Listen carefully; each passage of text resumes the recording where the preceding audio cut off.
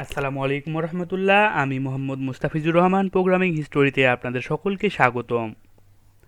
আমরা গত ভিডিও টিউটোরিয়ালে দেখেছিলাম কি করে দুইটা সংখ্যা যোগ করতে হয়। আশা করি আপনারা সেটা ক্লিয়ার হয়ে গেছেন। তো আজকে যেটা আমরা শিখব সেটা হচ্ছে তিনটি পূর্ণ সংখ্যার যোগফল। আজকে যেটা আমরা শিখব সেটা হচ্ছে তিনটি পূর্ণ সংখ্যার যোগফল। তার জন্য আমরা গত প্রোগ্রামটা ওপেন আছে, তো আমরা সেটা কেটে দিচ্ছি। কন্ট্রোল এ দিয়ে সিলেক্ট করলাম, তারপর আমরা ব্যাক স্পেস দিয়ে কেটে দিলাম। তো আমরা প্রথম থেকে তৈরি করছি। আবার আমরা একটা সিনট্যাক্স তৈরি করছি।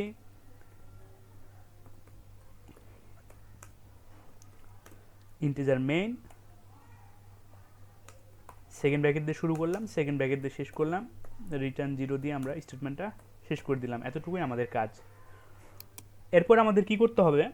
এরপর আমাদেরকে ইন্টিজার তিনটা ভেরিয়েবল ডিক্লেয়ার করতে হবে। ইন্টিজার তিনটা ভেরিয়েবল, আমি নাম্বার 1 পাশাপাশি নাম্বার 2, দুঃখিত, নাম্বার 2 এবং নাম্বার 3 লিখে তিনটা ভেরিয়েবল আমরা ডিক্লেয়ার করে দিলাম। জাস্ট এই কাজটা আপনারা একটু মাথায় রাখুন।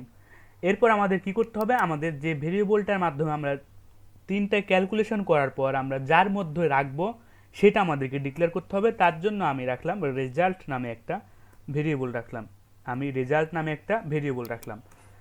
যে আমাদের রেজাল্টের মাধ্যমে তিনটা ক্যালকুলেশন করবে এবং রেজাল্টে সেটা রেখে দেবে, স্টোর করে রেজাল্টে রেখে দিবে। এখন আমাদের কি করতে হবে? এখন আমরা স্ক্যানএফ ফাংশনের মাধ্যমে, যেহেতু ইউজার ইনপুট দিবে, আমরা সবসময় ট্রাই করব ইউজার থেকে নেওয়ার, আমরা কখনোই সিলেক্ট করে নির্দিষ্ট করে দিব না। তো আমরা এখানে বলে দিচ্ছি ইন্টার ফার্স্ট নাম্বার, আমরা এখানে বলে দিলাম ইন্টার ফার্স্ট নাম্বার। এখন আমরা স্ক্যানএফ ফাংশানে ইউজ করব স্ক্যানএফ %d এবং অ্যান্ড পার্সন অপারেটর ইউজ করব, তারপর নাম্বার 1 ইউজ করব।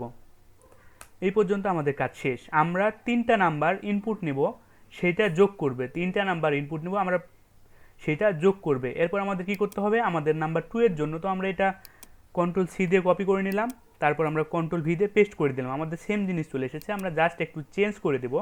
এখানে আমরা দিব হচ্ছে ইন্টার 2 নাম্বার বা সেকেন্ড নাম্বার। আমি এখানে বলে দিতে চাচ্ছি যে সেকেন্ড নাম্বার। এখানে আমরা ভেরিয়েবলটা চেঞ্জ করে দিচ্ছি, 2 দিচ্ছি। তারপর আমাদের কি করতে হবে? আমাদের তারপর 3 নাম্বারটার জন্য অর্থাৎ নাম্বার 3 এর জন্য কাজ করব। তো আমি এখানে বলে দিচ্ছি ইন্টার লাস্ট নাম্বার, ভেরিয়েবলটা চেঞ্জ করে দিলাম, 3 দিলাম। এখন আমাদের কি করতে হবে? তিনটা নাম্বার যোগ করতে হবে।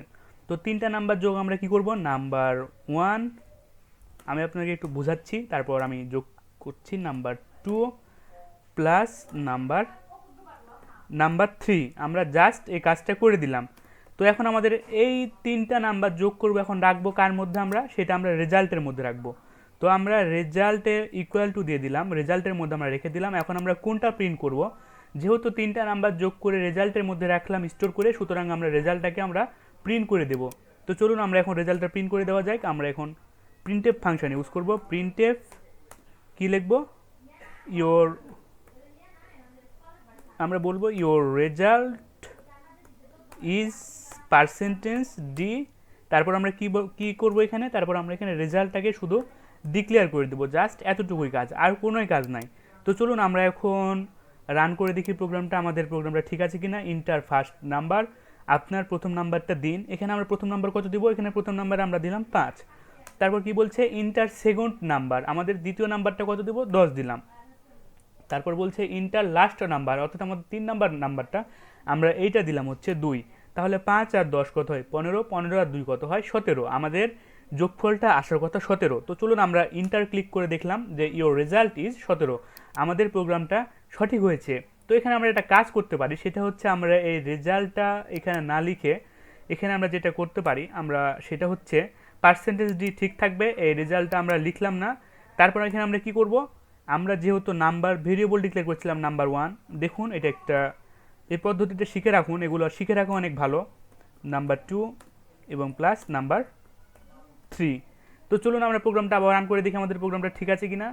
তার আগে আমরা যেটা করেছিলাম সেটা কেটে দিই। আমরা দেখুন কোনো কিন্তু আমরা ভেরিয়েবলের মধ্যে রাখি না স্টোর করে, জাস্ট তিনটা নাম্বার যোগ করে দিবে। তো চলুন আমরা সেটা দেখে নিই আমাদের প্রোগ্রামটা ঠিক আছে কিনা। তার আগে আমাদের এখানে ভেরিয়েবল নামটা ভুল হয়েছে, তো আমরা আবারও রান করে নিচ্ছি। চলুন আমাদের নাম্বার চাচ্ছে ফার্স্ট নাম্বার দিলাম 5, সেকেন্ড নাম্বার দিলাম 10 এবং তারপরে সর্বশেষ নাম্বার দিলাম 2। আমাদের 17 আসার কথা, হ্যাঁ আমাদের 17 এসেছে। তো আমরা এইভাবেও কোডগুলো করতে পারবো। তবে আমরা এভাবে শর্টকাট টাইমে শিখলাম, তবে আমরা আরেকটা শর্টকাট করতে পারবো, সেটা হচ্ছে আমরা একটা স্ক্যানএফ ফাংশন ইউজ করব। আমরা এখানে 3টা স্ক্যানএফ ইউজ করার দরকার নাই, আমরা জাস্ট এখানে একটার মধ্যে আমরা স্ক্যানএফ করব 3টা নাম্বার। তো এখানে আমাদের কি করতে হবে, স্ক্যানএফ অবশ্যই দেখুন সিস্টেমটা পার্সেন্টেজ ডি।